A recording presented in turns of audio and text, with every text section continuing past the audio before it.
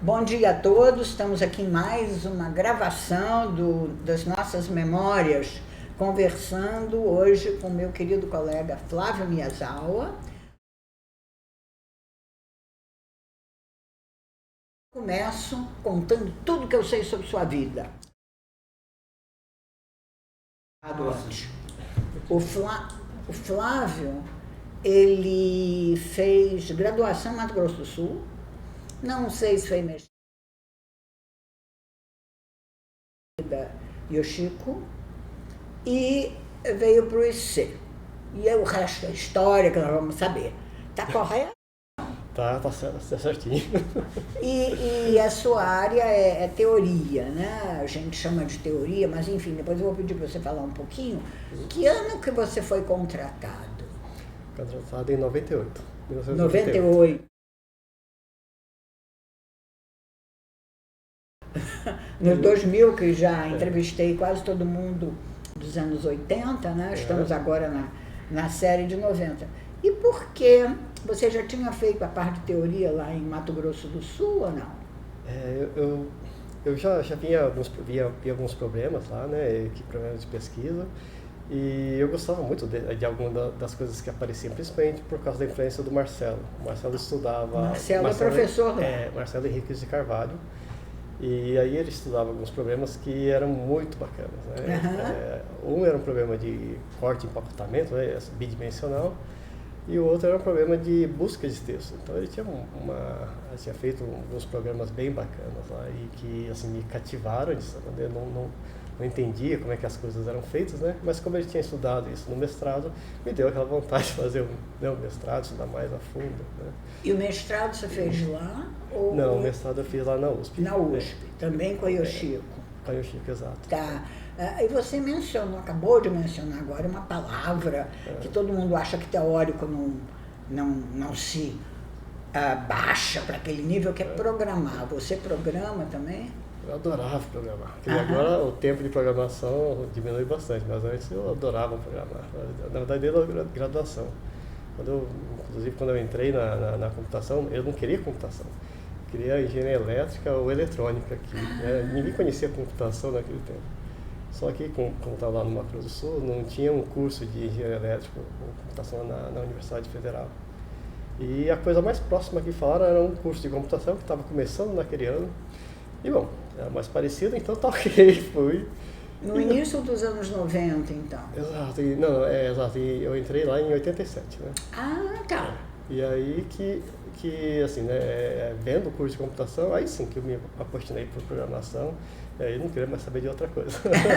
E você, quer dizer, em 98 você chegou aqui, estamos em 25, 17 anos, né? Ou 27 anos, 17, sei lá. 27, não é isso? De Unicamp.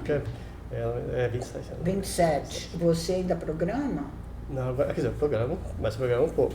Tá, não como... Exato, né? Se tem algum programa às vezes de Python, coisa assim, precisa fazer script, assim, eu sempre faço isso. Com coisas de Bash também, sabe? Coisa para facilitar a vida aí, eu vou fazendo o programa, mas assim, eu gosto aí. E se deixar, eu vou me entusiasmando e vou fazendo. Meu perigo, às vezes, é se envolver com alguma coisa, começo a programar e me esqueço do resto. Tá. Quer dizer, você então foi contratado em 98, e por que você veio para a Unicamp? Aí tá, quando você termina o doutorado, eu queria ir para um lugar bom.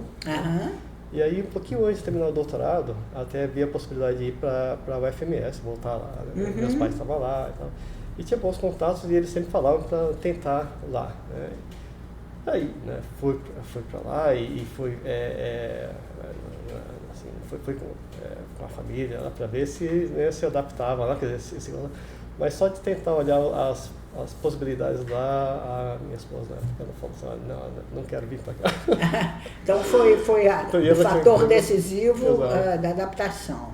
E aí ela já tinha um bom emprego, eu trabalhava na ANEC, então então tem que arranjar um emprego em São Paulo mesmo. Aí ainda estava no doutorado e quando terminei o doutorado comecei a procurar coisas. Só que a sorte que eu tive foi que o Luquezzi estava na banca. Na sua banca de doutorado. Exato, o Cláudio Lucchesi, e né, ele acho que gostou bastante, acho que fez a propaganda aqui. E aí depois eu defendi, acho que o doutorado em novembro de 97, e aí teve essa possibilidade de começar o contratado aqui, né? Uhum. Aí no tempo era muito mais fácil, não precisava fazer um concurso nem nada. Era o tempo, então você ainda pegou aquele tempo de um contrato provisório de 2 anos para namoro prévio, né, da Unicamp, do Instituto, departamento na época, com o candidato. E depois tinha que fazer depois fazer um concurso. Exato. Aí fiz um concurso, então tinha vários professores também. Isso. Mas aí que, assim, né, assim, era uma situação mais tranquila para entrar, e aí comecei em começo de 98. Que aí, na hora que você fez o concurso também, que era a vantagem que eu vejo, né? Você tem certeza que você quer trabalhar naquele lugar, e nós também já conhecemos um pouco do perfil. E você, quando chegou, você já começou a dar aulas das coisas que você tinha hábito? Você já tinha dado aula antes? Já comecei a dar aula nas coisas que eram próximas da minha área, né? Eu comecei dando aula de, acho que, introdução à computação e também de análise de algoritmos. Foi uma disciplina que, assim, uma turma eu cuidava e a outra era do João Setúbal. Então ele que, assim, eu fui aproveitando todas as aulas e a experiência e tal, e ele foi me guiando um pouquinho. Que bom.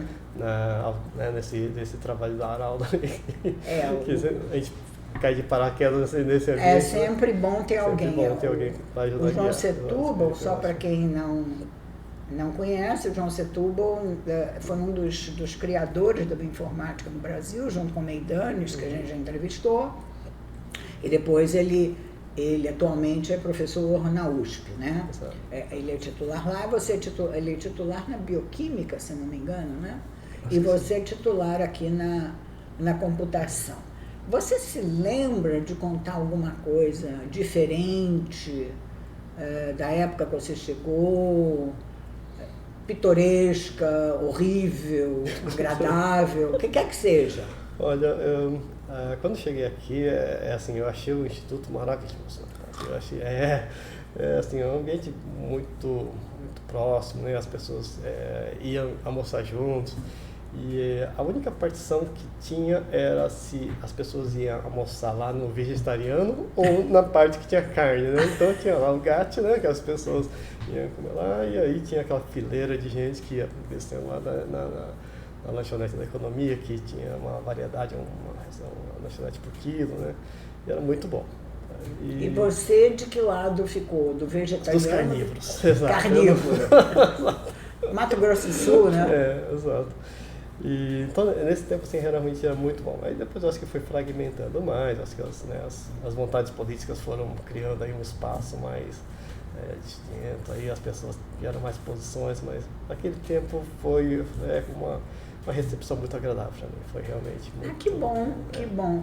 E quer dizer, você já falou do início, e você logo pegou orientando, os custou, porque a sua área é bem árida, né? Demorei para pegar orientando, né, e assim, não foi logo de cara, e ainda mais que tem 2 fatores aí, né, a área de teoria costuma ser mais complicada, tem menos gente querendo fazer teoria. E aqui, como a seleção de vagas aqui, assim, não olha para áreas, aí, assim, eu senti mais aí, porque quem eram os mais conhecidos era o CID, né, da área, tem outros professores que, assim, né, acabavam ficando com os alunos e, assim, inclusive, acho que o meu primeiro aluno, o Eduardo, ele acho que passou primeiro pelo Meidanes, aí como ele estava cheio de alunos, tá? E aí que assim, ele perguntou para mim se eu poderia orientar ele. Na verdade, assim, não era o primeiro da lista, por exemplo, dos professores. Aí. E, então era um momento que era mais complicado ter aluno de fato. Mas aí depois que você vai orientando alguns, aí vai ficando mais fácil. E hoje em dia você já tem um grupo formado, né? Agora está mais fácil, de fato, né? Mas o grupo também cresceu bastante. Então agora eu acho que os alunos também assim, veem essa distribuição grande, e eu acho que tem uma diversidade de assuntos aí que ficou boa aqui para a área também. Então, acho que está num nível balanceado. Tá bom, Tá, isso não tem tantos alunos quanto outras áreas, como a IA. IA é redes, é isso mesmo, são as duas áreas que mais têm alunos. Eu não cheguei a sofrer essa descontinuidade, porque quando eu cheguei, eu era, se não me engano, a 4ª doutora. Tá. Né? E numa área que era bem procurada. Numa área que era bancos de dados e os outros... Havia menos alunos, né? Mas ainda assim eu tive uma demanda muito grande, tanto que eu fazia um exame de seleção. Sim, eu lembro. Para escolher aluno. Eu lembro de você antes quando ainda estava na graduação, né? Porque eu vim aí para uma escola de computação que você organizou. 88. Né? E aí, assim, acho que vim para cá, a coisa que eu me lembro era que assim, você tinha uma memória fantástica. No passado, o verbo está correto. Exato. E você lembrava de todos os nomes dos professores que tinham se inscrito. Exato, se inscrito e falava todo o contexto ali, né? Aí, poxa, impressionante aí. E a gente fez o curso, alguns cursos, e não lembro muito dos cursos que foram dados ali, mas assim, foi uma experiência, né, esse contato com a área acadêmica que, assim, lá na universidade, lá na UFMS, ainda estava faltando aí uma presença maior de porque ainda não tinha massa crítica que adquiriu aos poucos, né, e hoje está florescente, muito bom. Eu só queria ressaltar, quando você diz, olha que memória fantástica, ele sabia do nome de todo mundo, foi um evento que teve cerca de 1000 pessoas, tudo inscrito por correio, sabe, carta, formulário em papel, eu aloquei as pessoas eu mesma nos hotéis, e eu sabia o nome de todos, eu não diria dos 1000, mas talvez dos 900, eu sabia o nome, o sobrenome, porque eu estava cuidando de passar os cheques de financiamento para cada um, de diárias de hotel. Então, realmente, até eu fiquei impressionada depois, né? Então, memória fantástica não é de saber o nome de meia dúzia de professor, né? É de saber o nome de 900 pessoas. E então, foi seu primeiro contato, né? Com o DCC na época, né? E aí, você veio, você se firmou, né? Agora você tem um grupo grande. Analisa um pouco essa nossa evolução. Assim, o que você sentiu desde os anos de 98 para cá, do Instituto, ou até da própria Unicamp, não sei. Assim, um dos motivos que eu vim para cá, porque assim, a Unicamp se destaca pela pesquisa, sabe? A coisa que eu gosto mais é realmente esse movimento, esse destaque que a Unicamp teve, né? E eu acho que a gente precisa sempre dar essa força, né, nesse contexto da pesquisa, e a minha visão é que a gente não, assim, a gente tem que dar a possibilidade sempre para os alunos fazerem os cursos e tudo mais, mas eu acho que a gente tem que ser como uma atriz formadora de pesquisadores, e assim, eu acho que a ideia não é ter várias universidades iguais para todo o Brasil. Eu acho que é necessário ter universidades que se destacam mais e de certa maneira, algumas componentes que vão formar também pesquisadores para outros ambientes, né, para outros cursos. E eu acho que o Brasil ainda precisa disso, ainda, né, tem uma deficiência de muito profissionais, grande, enorme. Nessa área. Então, acho que, nesse sentido, eu acho que essa evolução da Unicamp ela foi caminhando, acho que bem lá no começo a produção era bem menor, né? Agora ela cresceu, né? A gente vê a curva de crescimento, até pela autonomia da universidade, teve um crescimento grande. E, assim, essa evolução, acho que vai pelo caminho, né? Tá certo que a gente precisa, às vezes, tomar cuidado com essa coisa de quantidade, qualidade, mas tá nesse caminho que acho que tem todo um esforço aí da comunidade que tem sido feito nessa linha, e eu acho que a gente tem que trabalhar nisso, né? Então, essa evolução da pesquisa, né? Desde produzir, assim, né? Pouca quantidade, agora produção, uma quantidade bem maior. Acho que é uma coisa que se destacou ao longo do tempo, né? Isso. Isso é a Unicamp como um todo. Né? A Unicamp como um todo, né? Você, nesta época, quer dizer, você já está aqui há 27 anos, né? 27 ou 28 anos. Você também foi chefe de departamento? Não sei se chegou Não, a ser. fui vice-chefe. Foi vice-chefe, mas você foi coordenador de pós. Coordenador de pós e diretor associado. Né? Ah, você foi diretor associado de quem? Do Ricardo Torres, mas foi uma parte. Ah, só não foi o tempo todo? Não foi o tempo todo. Ah, tá. Foi um tempo aí complicado, aí que algum tempo aí eu me separei e tal, e aí tava... Não, mas isso ninguém precisa saber.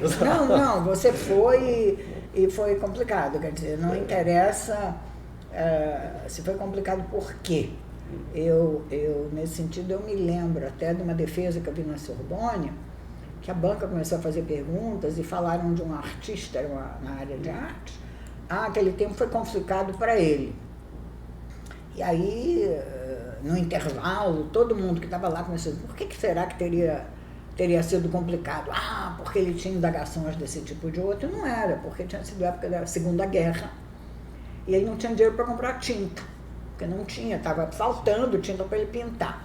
Então, foi complicado. Ser vice-diretor é complicado para qualquer um, né? Sim, demanda muito tempo. E aí, isso. E aí aquela coisa de dar responsabilidade de levar as coisas. E é muita coisa para se preocupar. Então, acho que é difícil você se concentrar em uma coisa e fazer as coisas direito. Então, às vezes não dá para levar muitas coisas assim. E o que é mais simples, ser coordenador de pós ou ser vice-diretor? Boa pergunta. Eu acho que é mais agradável ser coordenador de pós. Uhum. Porque o diretor, como diretor de associado, o tipo de problema é mais burocrático, mais administrativo, sabe? Que envolve uma coisa, tipos de tarefas que são um pouquinho menos acadêmicas nesse sentido, né? E a coordenação de pós você sempre está preocupada com a parte mais acadêmica, mais de pesquisa, mais alunos, bolsas, né?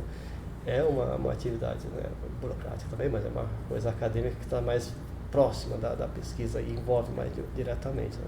Tá. Não que a parte de diretor associado ou diretor mesmo não esteja, assim, ela está próxima, né? Na verdade todo esse trabalho é para criar um ambiente, assim, mas eu acho que é mais agradável. Atividade de meio, atividade de fim, exato, né? Está mais próximo aí dessa faz uma diferença assim, razoável aí, no tipo de gosto, né? Você se preocupar com a atividade. Aí. Mas teve até um momento que assim, até cai, por exemplo, um funcionário do telhado, por exemplo, em cima de computadores, né? Ele caiu em cima de computadores? Exato, caiu. Como pode? No laboratório, né? Não foi por um buraco? Foi por um buraco do telhado? Ele caiu assim, ele estava fazendo alguma coisa na parte de cima lá do forro, né? Só que o forro ele é mole, então ele tem que pisar em algumas partes que são firmes. E acho que ele pisou em falso e ele caiu.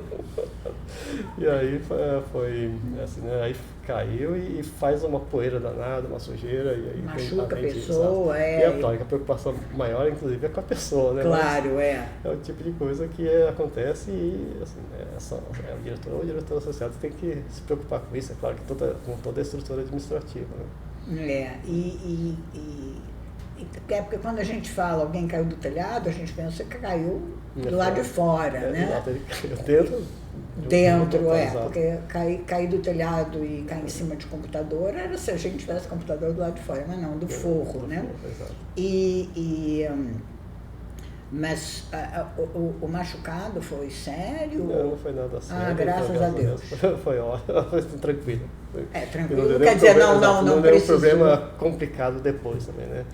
Então, esse foi um lado que deu sorte aí de não ter nada grave. Você lembra do nome do funcionário? Não, porque já tem muito tempo, né?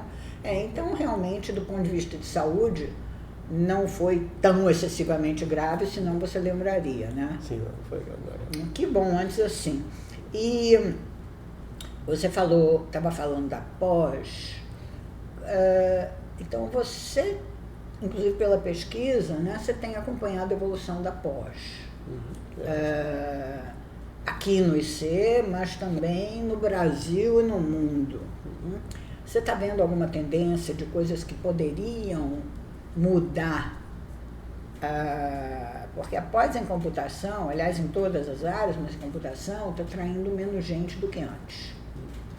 O que a gente poderia fazer para mudar? Então, eu acho que uma das coisas complicadas da pós aqui no Brasil é que competir com salários muito altos lá fora é complicado. E com essa globalização, né, tem vários alunos que conseguem empregos aqui no Brasil, às vezes remoto, né, ou mesmo indo para fora. E o salário que eles estão pagando lá fora é muito alto, é difícil competir. E as bolsas, o valor das bolsas para computação não está nada compatível para manter isso. Então, eu acho que lá no passado, né, quando eu entrei, por exemplo, a quantidade de alunos por vaga estava mais para 4 para 1, por exemplo. Agora não, está 1 e pouco, né? Então, quer dizer, né, a procura diminuiu bastante. E a gente tem, né, mais vagas do que assim, a gente podia receber até mais alunos. Né? E, então, quer dizer, eu acho que a falta de procura é um dos fatores que ela exige um tempo do aluno, só que o valor de bolsas está muito baixo. Muito baixo. Mas eu tenho uma impressão, talvez você tenha uma impressão um pouco diferente, não sei, que nós continuamos com muita demanda para alunos em tempo parcial, ou não. Sim, e aí justamente nessa linha acaba tendo demanda para aluno assim, em tempo parcial. Mas muitos são de mestrado, né? Porque mestrado é mestrado. Agora, se a gente quer uma coisa para pesquisa, né, fazer realmente, ter grupos de pesquisa mais fortes, a gente precisa investir no doutorado. Tanto é que nessa tendência lá fora, por exemplo, o mestrado às vezes tem lugares que é simplesmente um passo intermediário lá no meio do doutorado. Isso. Né? E fazer créditos e pronto. Aqui a gente precisa do mestrado por causa da formação. Às vezes a gente recebe alunos que não têm essa formação necessária e o mestrado é importante nesse sentido. Há alguns alunos que são muito bons, a gente segue direto para o doutorado. Mas nesse sentido, ter só aluno de mestrado, por exemplo, não adianta. Muitos que fazem a pesquisa em tempo parcial, né, são alunos de mestrado, mas o doutorado parcial é complicado. É complicado. A pesquisa ela não tem fronteiras. Ela está, né, assim, todos os pesquisadores não ficam esperando. Você pode perder resultados, né? Se você está em algum tema mais recente, mais dinâmico, se você dormir nos pontos, você perde. Isso já aconteceu comigo, já perdi alguns resultados, né? Porque você pesquisa em alguma coisa e algum outro grupo lá também acaba fazendo aquilo. Então, por isso que o doutorado parcial é complicado, ele acaba estendendo muito mais. Isso. E assim, o aluno demora muito mais para fazer aqueles resultados. Isso não é tanto das matérias, né? É a pesquisa. Exato, a pesquisa. Eu estou com uma aluna em tempo parcial excelente, né? Mas, obviamente, ela não tem a possibilidade de dedicar 100% do tempo dela à pesquisa, né? Ela está fazendo uma pesquisa excepcional, mas em mais tempo, é isso que você está falando. Então, ela está tendo resultados ótimos. Ela está precisando trabalhar 8 horas por dia, né? Chega às vezes cansada, precisa às vezes estudar lá no fim de semana. Isso. É pouco tempo, às vezes, para analisar os artigos que estão saindo sobre aquele assunto, né? Trabalhar, implementar essas coisas e muitas vezes a gente acaba perdendo, né, o ponto, né, daquele momento de pesquisar aquele assunto, ou a gente perde o resultado, né, ou simplesmente demora demais. Né, e aí o acúmulo de coisas que às vezes precisam ser lidas, né, só aumenta, né? Com certeza. O resto do mundo não para. O resto não, e o que tem sido agora criado, quer dizer, novas ideias, né? E eu não sei se você tem esse sentimento que se a pandemia nos isolou, porque mudou muito o ambiente, né? Por outro lado, nos facilitou a vida em termos de novas colaborações com o resto do mundo. Isso é verdade. Isso facilitou bastante essa forma de fazer reuniões, né, de maneira online, exato.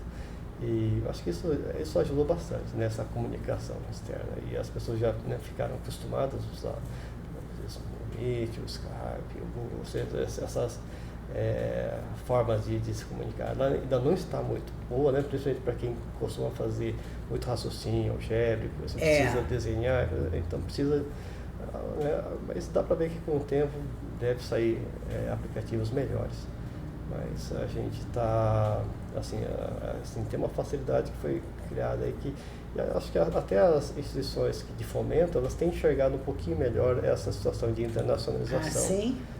Eu acho que assim, agora, justamente por causa dessas situações, a gente vê que a internacionalização não precisa ser aquela pessoa que foi lá para fora, ficou algum tempo, né?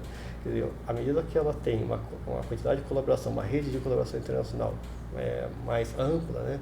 Ela não precisa ter passado, mas assim, se é possível ver isso através da rede de colaboração internacionais dela, aí ela, assim, esse é um indicativo que ela tem esse envolvimento internacional mais influente, então acho que é uma forma diferente de ver.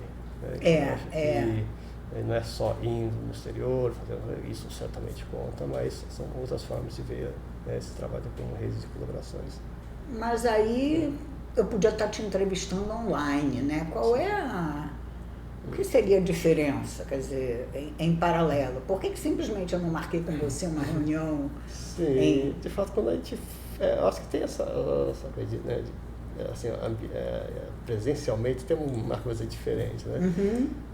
Eu acho que a interação, dependendo da área, acho que ela é simplificada, ela pode ser feita de maneira online, mas, assim, por exemplo, em teoria, eu acho que é complicado isso, porque a gente interage muito através de quadros.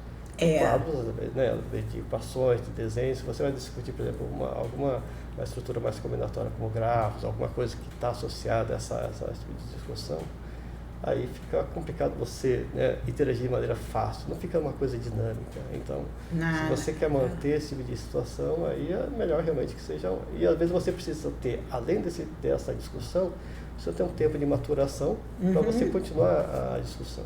Né? Então, você tem que ter por isso que a discussão presencial é importante ainda, e dependendo das áreas, ela é fundamental. Eu acho que, assim, E você diria que talvez, porque você está me dando uma nova visão para o ouvinte, né? De teoria, porque todo mundo pensa que teoria, fica o pensador pensando, não é isso? E sai com ideias brilhantes. E no seu caso, você ressalta que tem até desenhos colaborativos, né, que acompanham as ideias. Exato. E os aplicativos ainda não estão adequados para isso, não tem um envolvimento assim, nesse nível de discussão. Porque você precisa, às vezes, ter, né, trabalhar em cima daquela mesma estrutura combinatória, apaga, discute, escreve, mas que o raciocínio esteja envolvido lá. E aí ainda tem que essa coisa contínua, né, de maturar o problema, porque às vezes não é uma coisa tão simples, né, de você, simplesmente é isso, acabou, os raciocínios são simples, não. Às vezes é a coisa mais profunda que precisa de uma maturação em cima daquela estrutura e tentar ter uma sacada, uma ideia lá que dá continuidade naquele problema. Isso, às vezes, é uma necessidade de trabalhar juntos também. É uma visão interessante, quer dizer, eu nunca havia pensado nisso, quer dizer... tentando entender o que você está falando, o ideal desse aplicativo seria que eu pudesse meter a mão na minha tela e ela saísse na sua tela, né? Para eu escrever por cima do seu... Tem até aplicativos que você consegue escrever junto, né? Isso. Mas não é a mesma coisa dessa dinâmica, né? E aí você poder trabalhar de maneira mais simples, mais fácil, né? Não é como você está junto, discutir verbalmente em cima da coisa. Então, certamente, a discussão presencial ela é rica de alguma maneira que ainda não está sendo substituída pelos aplicativos. Eu diria, mas isso sou eu que gosto de olhar na cara da pessoa e não uma tela, né? Eu também tenho a questão da interação pessoal, né? Sim, porque você pode ver a reação, né? Se alguém vai e desenha um grafo horroroso, você faz assim, e na tela você esconde a sua cara e faz assim. Né? Eu acho que tem toda uma riqueza aí de interação aqui, realmente. Esses ambientes eletrônicos aí não estão... Ainda não substituem. E no caso, porque o que me incomoda um pouco, ao mesmo tempo que a inteligência artificial ajuda, né? Ela também pode atrapalhar em fomentando resultados inventados, imaginados, e aí chega alguém menos preparado, um aluno, né, com ideias que são baseadas em fake news, digamos assim, ou fake graphs, ou que seja. Isso já te aconteceu ou não? O aluno chegar por causa dessas ideias, acho que ainda é muito recente para acontecer. Ainda pelo menos nenhum aluno chegou para mim, né? É uma coisa que eu acho que poderia ser muito legal dessa linha de interação com o IA, principalmente da gente tentar elaborar resultados, se a gente tivesse um assistente, né, que pudesse interagir com a gente, né, para fazer a pesquisa. Então, muitas vezes eu estou pensando em alguma coisa e às vezes eu tenho necessidade de ir ver se algum resultado vale, alguma coisa mais algébrica, matemática vale, né, e alguma coisa que já foi estudada no passado. Então, se tivesse um assistente que pudesse discutir esse tipo de equação, isso vale sempre, não sei o que, ficaria uma ajuda interativa boa, né? Quer dizer, é uma coisa que para dar um apoio. Não precisar consultar, por exemplo, às vezes um matemático, olha, né, será que esse tipo de estrutura aí vale, essa equação é verdadeira, não sei o quê. E essa interação podia ser interessante, quer dizer, são coisas mais básicas, né? Porque agora a gente sabe que até tem IAs que resolvem problemas matemáticos de Olimpíadas, né? Então, se tivesse algum assistente assim que pudesse também auxiliar, né, essa parte mais matemática, algébrica, ficaria muito mais rápido, né? E aí ajudaria o raciocínio e talvez ajudasse bastante aí na elaboração de resultados também. Ter alguém aí que tivesse um conhecimento razoável, né? Porque agora a gente sabe que essas IAs aí absorveram aí todo um conhecimento gigantesco, né? De todas as áreas, né? Então, sim, aí é um assistente universal. Exato, assistente universal, que, né, te ajuda em vários aspectos aí que você pode tirar proveito para fazer pesquisas interessantes. Então, acho que eu olho de maneira bem positiva nesse... Você usa em alguma coisa? Não uso nada assim. Eu só imagino que mais... Não, foi interessante, porque eu estou aqui olhando o tempo, nós ainda temos 20 minutos. Eu li um paper nesse fim de semana que falava de empatia, e tem dois tipos de empatia. Uma empatia é você entender o outro, se colocar no lugar do outro. E o outro tipo de empatia, que é mais complicado, é você sentir junto com o outro. Quer dizer, eu entendo você, mas eu não, quando você chora, eu digo, eu entendo porque ele chorou, mas eu não choro, tá? Então, disse que a IA, atualmente, ela está respondendo para você como se fosse uma dessas simpatias, mas, no fundo, não sente nada. Sim, não sente então, nada. Ela tem, entre aspas, mas aí não é na área de assistência tecnológica ou científica, na área de assistência emocional. Então, e tem aí eu vi um estudo interessante também de como mudou a Large Language Models de 2024 para 2025, que aumentou e muito, surgiram novos papéis que estão lá no alto, analisando milhões de blogs, usaram IA para isso, da parte emocional. Então, tem gente que está usando inteligência artificial exatamente em auxílio, apoio psicológico, entender as próprias emoções. Isso, quer dizer, no seu caso, seria alguém que entendesse suas emoções científicas. Seria mais uma ajuda, no meu caso seria mais, meu interesse seria mais ajuda técnica mesmo. Mas eu acho que essa ajuda emocional seria ótima também. Só que às vezes não é de verdade, né? Exato, mas eu não sei o quanto que, né? Eu sei que assim, né? Antigamente tinha até lá no Japão tinha um brinquedinho chamado Tamagotchi, né? Que as pessoas interagiam, cuidavam dele. Se você não cuidasse direito, ele morria. Exato. Mas era um bichinho virtual, não é isso? Um bichinho virtual, exato. Nunca vi um bichinho mesmo, mas de certa maneira isso, né, tinha um cuidado emocional, tinha um conhecimento que agora você está muito mais próximo de uma pessoa humana, né?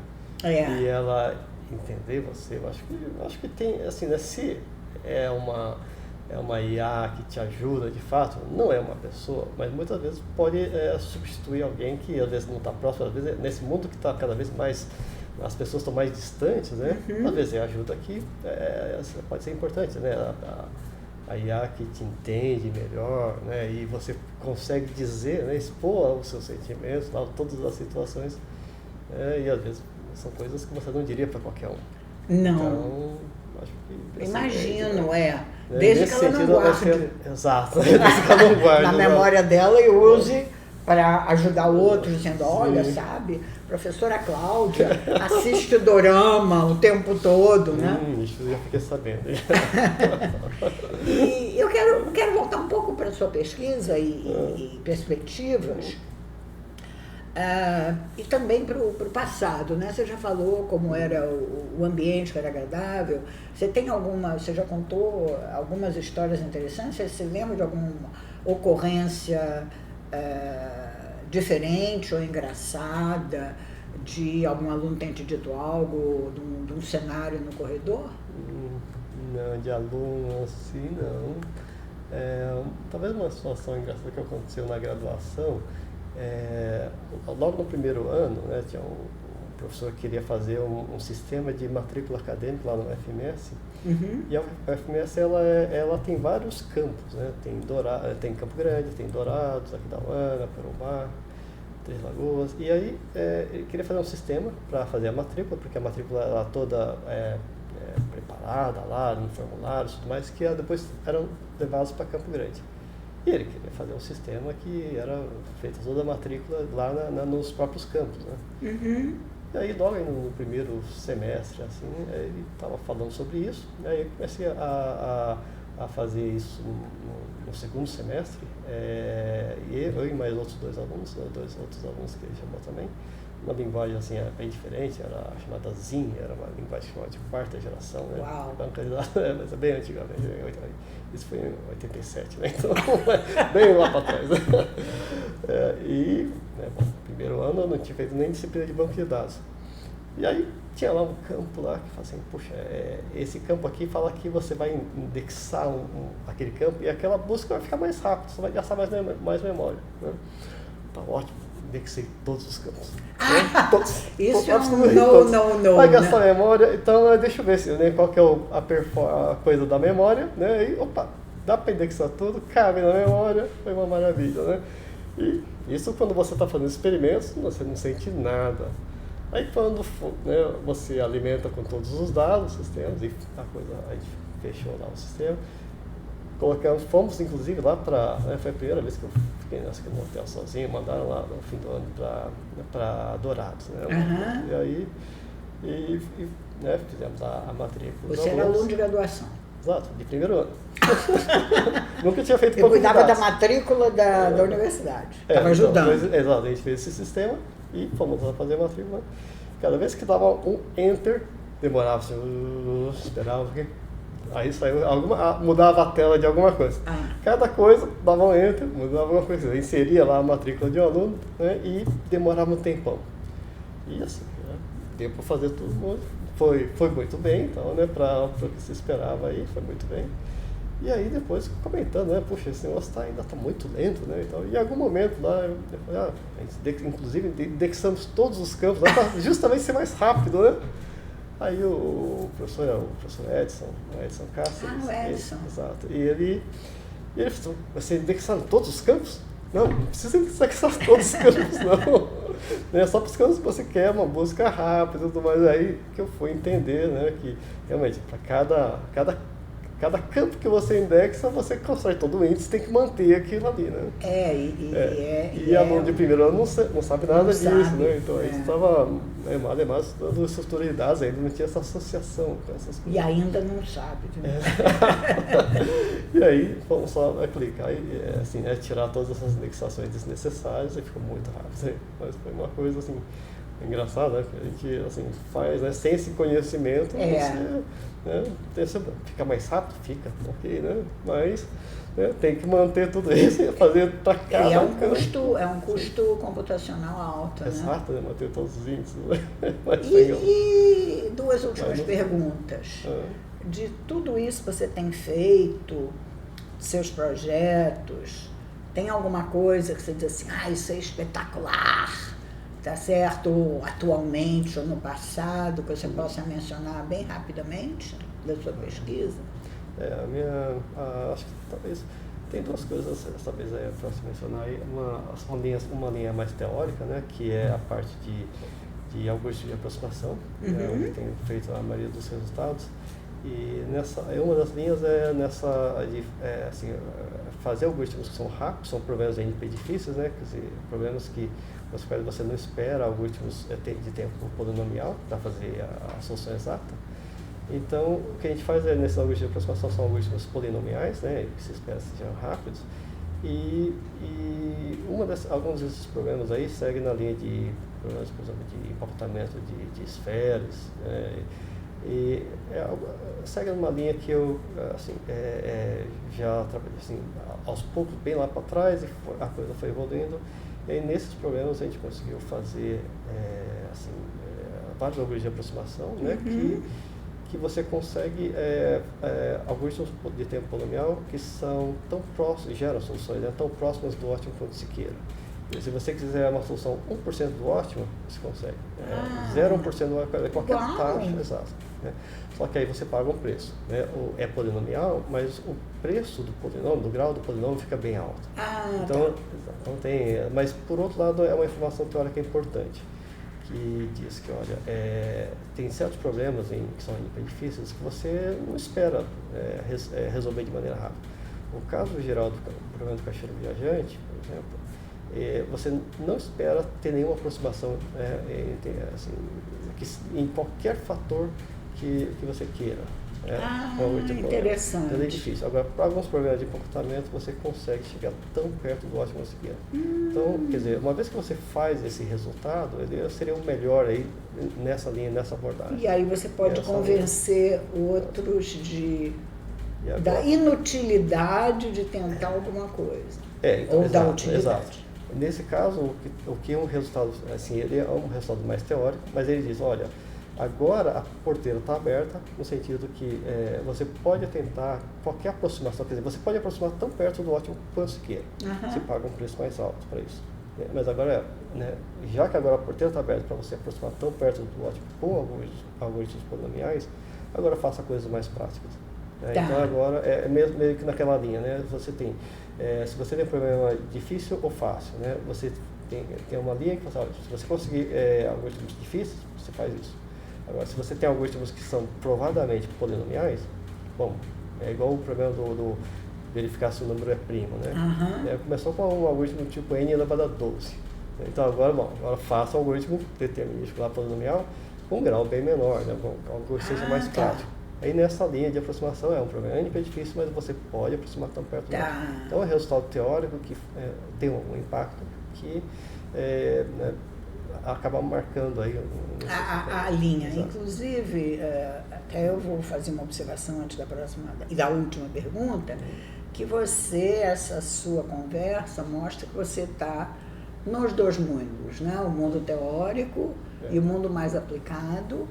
E que teoria também serve para alguma coisa, tá certo? Ainda que seja para daqui, quer dizer, porque tem toda essa linha, a corrente que diz que pesquisa teórica é um monte de gente pensando, não, deixa eu exagerar, né? Não serve para nada porque não está salvando vida, não está salvando o planeta, e no entanto você está caminhando em direções que permitem desenvolver coisas que eventualmente salvem vidas ao planeta, ou que não seja apenas aumentar o conhecimento das pessoas para uma ciência melhor, né? Então, isso que eu comentei, inclusive, uma linha teórica, né? Mas como você disse... mas tem uma outra linha prática, né? Na linha de fazer algoritmos exatos, né? E agora tentar fazer algoritmos exatos para instâncias cada vez maiores. Aí alguns trabalhos que até se destacam bastante é um que foi com um aluno de doutorado, o Vinícius, e ele assim, simplesmente conseguiu o melhor algoritmo exato, né, na literatura. É claro que para conseguir isso, a pessoa investia teorias, né, nessa abordagem. E assim, foram contribuições teóricas, né, que não são coisas muito específicas que dá para aplicar em muitas outras situações. Então, e aí a distinção entre o melhor algoritmo anterior e a contribuição dele, assim, é bem distinta, né? E aí foi com uma publicação boa e ele também conseguiu um emprego, assim, fantástico também. Né? Nossa! Então, acho que são linhas teóricas e práticas aí que são interessantes aí nessas abordagens. Muito bacana. E a minha última pergunta é alguma recomendação ou para o Instituto, ou para os alunos, ou para mim? Mensagem final, que nós estamos chegando em 1 hora de gravação. Uma mensagem final, bom, eu acho que assim, se você gosta da área acadêmica, né, para quem está ouvindo, assim, eu acho que assim, vale a pena assim, ter gosto pela área, né? E aí uma vez que você gosta da área, se aprofundar bastante. Assim, é muito triste quando você, né, faz alguma coisa sem aquela motivação, né? Então, acho que para ir para a área acadêmica, se envolver muito nessa linha, né, investir bastante, acho que precisa gostar bastante. E aí, uma vez que você gosta, aí você consegue desenvolver ela bem. Acho que não adianta ficar forçando muito. Não, mas nesta linha, de qualquer maneira, você não é um ser isolado, não é isso? Você tem que sempre colaborar, pegar feedback. Agora, assim, as colaborações são importantíssimas, né? Assim, tem muita coisa acontecendo no mundo, né, que a gente percebe.